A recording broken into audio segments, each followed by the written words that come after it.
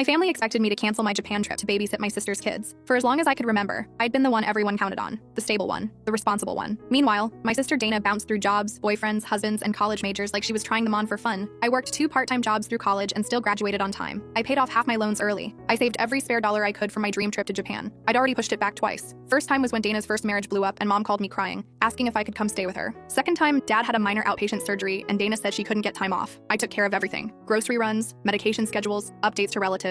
No thanks, just silence. But this year, I was finally going. My PTO was approved, flights booked, Airbnb locked in. I even had a color-coded itinerary. Tokyo, Kyoto, cherry blossoms, bento making class. I'd been counting down the days for months. 3 weeks before the flight, we were all at Sunday dinner, same as always, when Dana dropped it casually between bites of lasagna. So Ryan and I booked our honeymoon, Maldives, 2 weeks, leaves on the 9th. I nearly choked on my wine. Wait, same dates as my trip? She smiled at me like I just solved a riddle. Yeah, I figured you'd be able to watch the kids, right? My fork clinked against the plate. I'm not canceling my trip. Dad cleared his throat. She really needs this, honey. Her marriage is fragile. I looked at them one by one. No one blinked. It wasn't a request. It was a plan. I've had this booked for months, I said. I've already postponed it twice. I'm not doing it again. Dana pouted like a child. I thought you loved my kids. Mom leaned forward. You're the only one we can trust with them. I stared at her. You didn't even ask me. The room went cold. Nobody said a word for a long second. Then Dad muttered something about sacrifices and how family helps family. The next day, it started. First came the texts. Cousins I hadn't talked to in years messaging me about doing what's right. One of them even called me the cool aunt and said I was breaking the kids' hearts. I knew exactly where that came from. Dana had posted some vague Facebook status about being abandoned by her only sister. Then mom started calling daily, sometimes crying, sometimes offering to cover the cancellation fee. She even dropped off a bag of trip snacks at my apartment like that would make it easier to give up. Then Dana showed up, with the kids. She didn't warn me, just knocked and waited while they stood there in matching pajamas. The youngest, Lily, looked up at me and said, "Don't you want to stay with us? We'll be so good." I shut the door and cried for an hour. I wasn't mad at them. They didn't even know what they were asking. I found out later Dana had already booked non-refundable tickets. She never even considered the chance I might say no.